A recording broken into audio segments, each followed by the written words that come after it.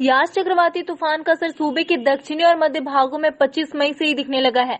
मौसम विज्ञान केंद्र रांची में ताजा बुलेटिन जारी करते हुए बताया कि झारखंड में यास तूफान 26 मई की सुबह से अपना असर दिखाना शुरू कर देगा। 26 मई को झारखंड के दक्षिणी जिले में भारी से भारी बारिश की चेतावनी विभाग ने दी है। इसके अलावा 27 मई को रांची, रामगढ़, बोकारो, धनबाद में भारी बारिश की संभावना जताई है। वहीं 28 मई को भी झारखंड के पूर्वी जिले गुमला, लातेहार, पलामू इलाकों में भारी बारिश देखने को मिलेगी। इधर भारी वर्षा के मद्देनजर बिरसा कृषि विश्वविद्यालय एडवाइजरी की जारी। झारखंड में 25 मई से लगातार 3 दिनों तक तेज हवा के साथ बारिश की संभावना है। कृषि वैज्ञानिकों ने किसानों को सजग और सावधानी बरतने की सलाह दी है। बीएयू के निदेशक अनुसंधान डॉक्टर ए वदूद ने तूफान से पैनिक नहीं होने की बातें कही। किसानों को खेतों में तैयार सब्जी फसलों की तोड़ाई करने को कहा है। उन्होंने सब्जी और गर्मा फसलों कुछ दिनों पहले बोए गए ओल, अदरक, हल्दी के खेतों में पानी निकास के लिए नालियां बनाने तथा खेतों में जल जमाव नहीं होने देने की सलाह दी है।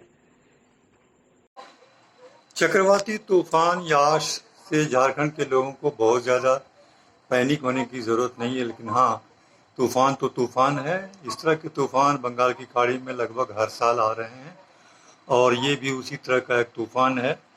और झारखंड में बहुत ज़्यादा इफेक्ट इसका नहीं होने वाला। बारिश होगी 26 और 27 को, कहीं पे ज़्यादा कहीं पे कम। ख़ास करके जो पूर्वी किनारे वाले ज़िले हैं, ख़ास करके ईस्ट सिंहभूम, वेस्ट सिंहभूम, सरायकेला, बोकारो, धनबाद, जामताड़ा, दुमका, पाकुड़, ये सब ज़िले में थोड़ी सी ज़्यादा एहतियात बरतने की ज़रूरत है। हवाएं थोड़ी तेज़ हो सकती हैं, 50 से 60 किलोमीटर।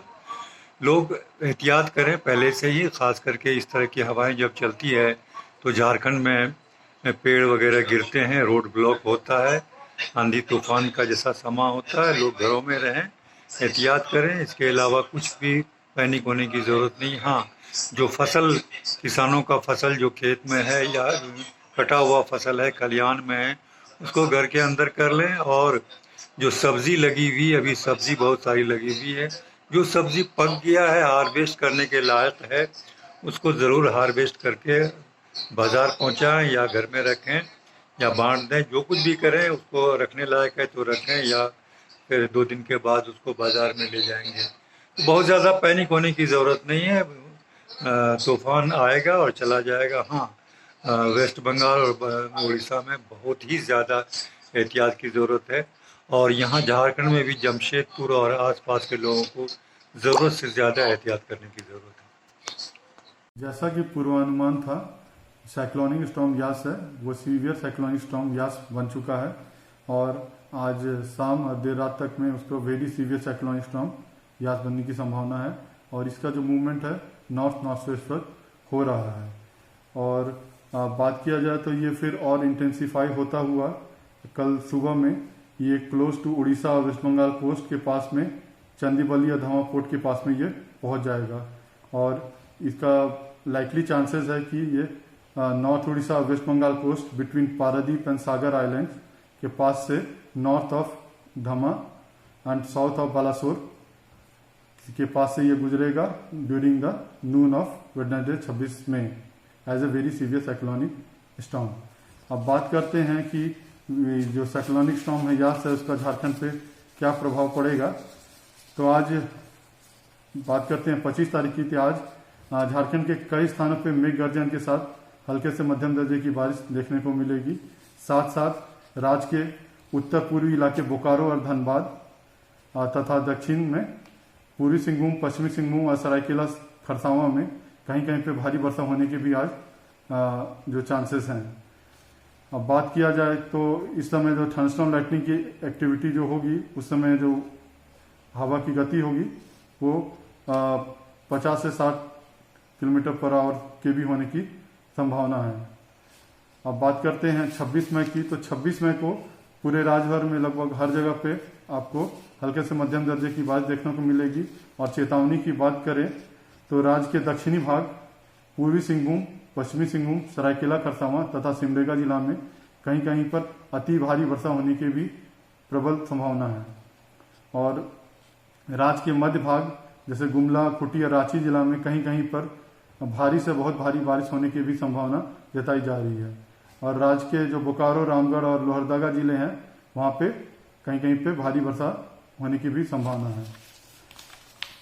अब बात करते हैं कि विंड स्पीड की, तो 26 तारीख को राज्य के दक्षिणी भाग में कहीं कहीं पर दोपहर में तेज हवा, जिसकी औसतन गति 40 से 50 किलोमीटर पर आवर है, वो चलती हुई दिखेगी और वो gusting to 60 kilometre per hour दोपहर में आपको दिखेगी।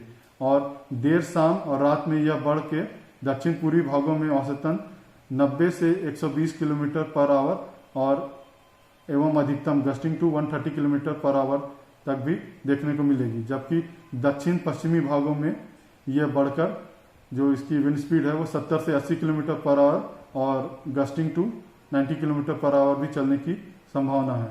वहीं शेष भागों में जो हवा की गति होगी वो 50 से 60 किलोमीटर प्रति आवर और अधिकतम 70 किलोमीटर प्रति आवर जो प्रति घंटे देखने को मिलेगी। 27 तारीख की बात करें तो 27 तारीख को भी राज्य के जो दक्षिणी भाग हैं, पूर्वी सिंहभूम, पश्चिमी सिंहभूम, सिमडेगा, साथ में जो गुमला जिला है, वहां पे भी कहीं कहीं भारी से अति भारी बारिश होने की संभावना जताई जा रही है। और रांची, सरायकेला खरसावां, खूंटी, लोहरदगा, लातेहार, पलामू तथा गढ़वा जिलों में कहीं कहीं पर भारी से बहुत भारी वर्षा होने की संभावना जताई जा रही है। रामगढ़, हजारीबाग और चतरा में भारी वर्षा होने की संभावना जताई जा रही है 27 तारीख को। और हवा की बात करें तो उत्तर पूर्वी भागों में जो हवा की गति होगी वो 40 से 50 किलोमीटर प्रति घंटे की होगी और अधिकतम 60 किलोमीटर पर आवर तक गस्टिंग में जाएगा। और शेष भागों में जो हवा की गति है वो 50 से 60 किलोमीटर प्रति घंटे की होगी और gusting to 70 kilometre per hour भी चलने की संभावना जताई जा रही है।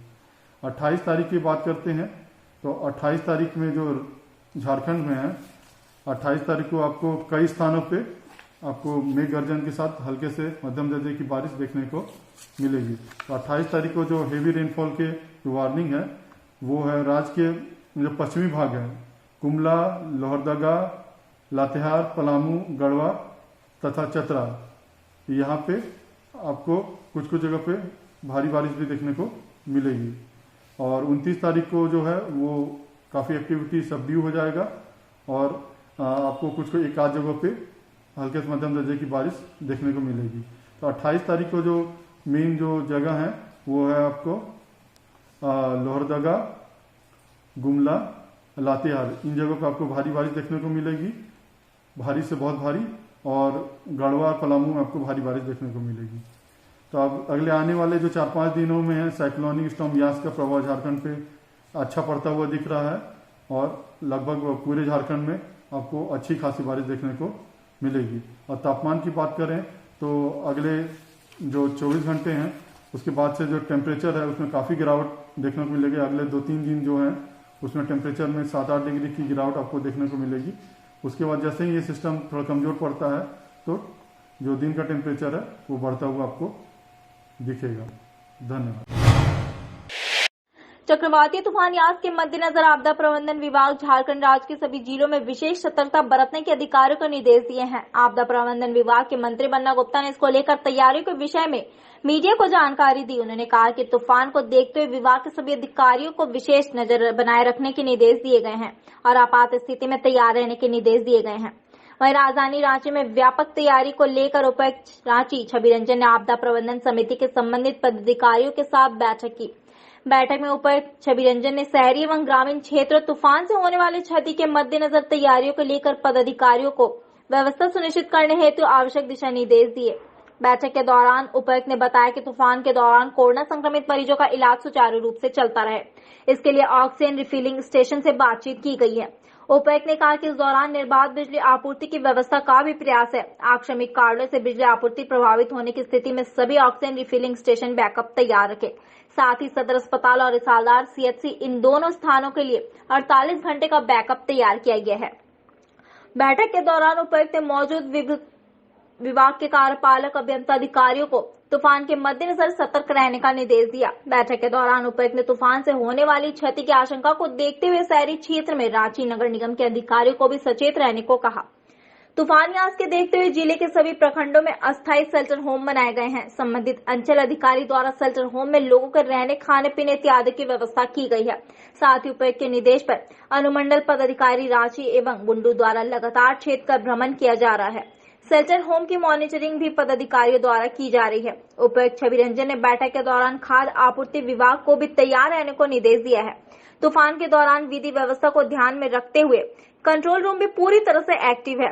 कंट्रोल रूम में मजिस्ट्रेट को अलर्ट रहने का निर्देश दिया गया है। उपायुक्त ने कहा कि किसी भी परिस्थिति में कम्युनिकेशन गैप ना हो। विधि व्यवस्था से संबंधित किसी प्रकार की जानकारी देने के लिए रांची वासी 065122077784 पर कॉल कर लोगों पर महत्वपूर्ण बातों पर ध्यान देने की आवश्यकता है। आज जिला स्तर के सभी आपदा प्रबंधन से संबंधित जितने अधिकारी के साथ एक बैठक की है और इसमें सबसे पहले अभी कोविड चल रहा है, जितने भी हमारे फिलिंग स्टेशन हैं ऑक्सीजन उन सभी से ये वार्ता की गई कि आप लोग बैकअप अपना किसी जगह रखेंगे वहाँ पर, क्योंकि अगर ज़्यादा बारिश होती है तो ऐसे में विद्युत की प्रॉब्लम हो सकती है। हम लोग प्रयास करेंगे कि विद्युत जो है सप्लाई आपूर्ति जो है लगातार है, परंतु अगर आकस्मिक कारण से बाधित हो जाती है तो वैसे में बैकअप होना चाहिए। सदर अस्पताल और विशालदार में हम लोगों ने पर्याप्त मात्रा में बैकअप में 48 घंटे के हिसाब से हम लोगों के पास पर्याप्त मात्रा में सिलेंडर हम लोगों ने फिलअप करवा लिया। इसके अलावा जितने भी विद्युत आपूर्ति विभाग के जितने छोटे इंजीनियर आए उन सभी के साथ बातचीत हुई और उन्होंने इंश्योर कराया है कि 24/7 अलर्ट रहेंगे। उनकी टीम भी बनाई गई है अपने अपने डिवीजन में, गाड़ियों को टैग कर दिया गया है कि यदि कहीं पर किसी दुर्घटना हो या कहीं तार या पोल गिर गया हो तो वैसे उसे कैसे निपटारा किया जाए उस पर भी आज ये चर्चा की है। नगर निगम के भी अधिकारी आए थे, उनके द्वारा बताया कि शहरी क्षेत्र में अगर कहीं पर पेड़ गिर जाता है या रास्ता बाधित होती है उसे पकड़ना रहेगी और यदि किसी मवेशी की तरीके से उस पर भी ध्यान रखेंगे।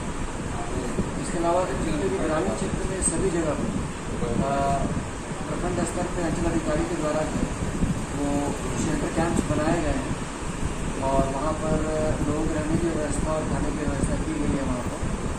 और दोनों एसडीएम का भी क्षेत्र भ्रमण भी कर रहे हैं और महत्वपूर्ण एरिया में जाकर वो शेल्टर कैंप्स का मुआयना भी कर रहे हैं। इसके अलावा आपूर्ति विभाग को भी कहा गया है कि आकस्मिक कोष से जो अभियान दी जाती है उसको भी तैयार रखें, खासकर सभी क्षेत्रों में और ग्रामीण क्षेत्र दोनों जगह पर। जिला तो ये था, विधि व्यवस्था को लेकर ध्यान में रखते हमारा कंट्रोल रूम एक्टिव है। वहाँ के मजिस्ट्रेट को भी अलर्ट कर दिया गया है 24 समय अपना मोबाइल ऑन रख सकते और किसी परिस्थिति में कम्युनिकेशन गैप उसको सुनिश्चित करें। हमने जैसे ही इस तूफान की जो प्रारंभिक सूचना मिली थी हम लोगों ने अपने विभाग के प्रधान सचिव को तुरंत आदेश निर्गत किए और विभाग की तरफ से भी सभी संबंधित जिला के उपायुक्तों को हाई अलर्ट करने का विभाग की तरफ से आदेश निर्गत हो चुका है और माननीय मुख्यमंत्री जी को भी हम लोगों ने हमारे विभाग की कार्रवाई से अवगत करा दिया है और आज शाम को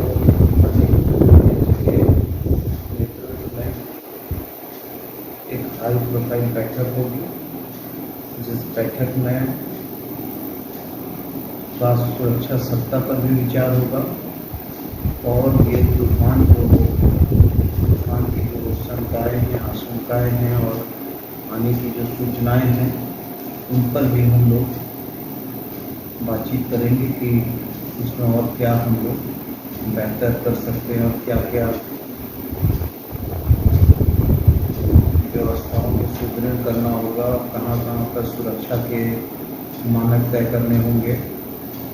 क्योंकि कभी कभी तूफान जब आता है तो तूफान के साथ साथ आंधी भी बहुत जोर होती है, पानी भी गिरता है, बिजली कड़कती है, तो वज्रपात से भी बचना है, ओलावृष्टि से भी बचना है।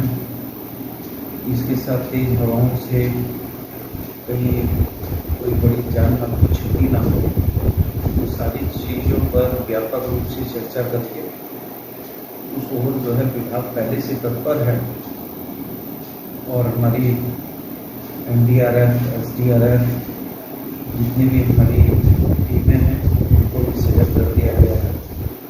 तो हम लोग सभी बिंदुओं पर शाम को चर्चा करते और आगे मुख्यमंत्री जी के दिशा निर्देश पर काम करेंगे।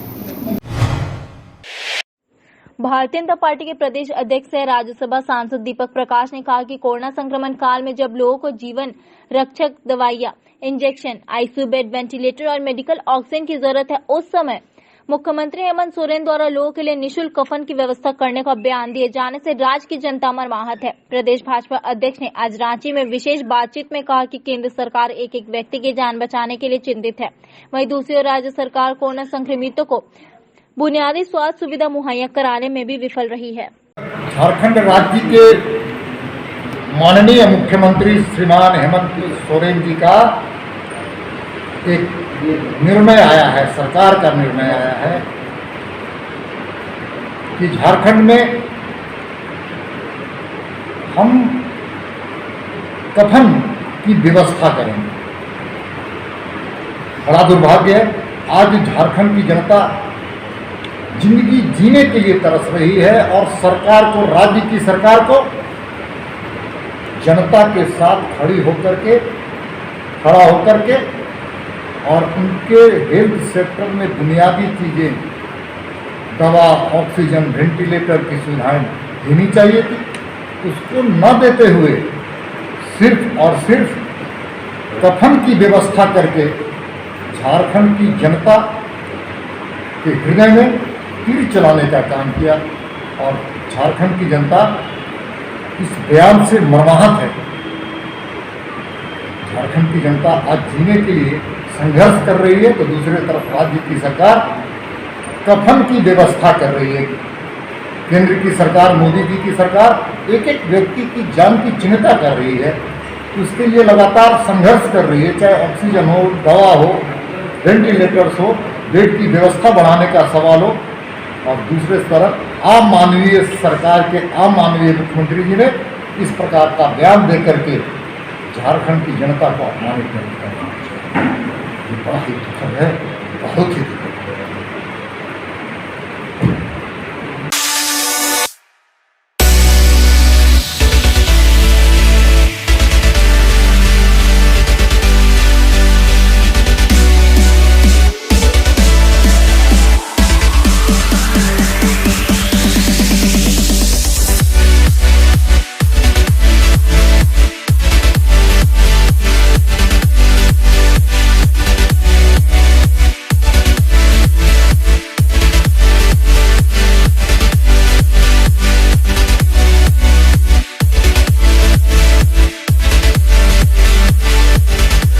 Address: The Milani, J Road, Bishtupur, 831001, Jamshedpur. Our contact number 821041 2836 9431380979 7209190 979.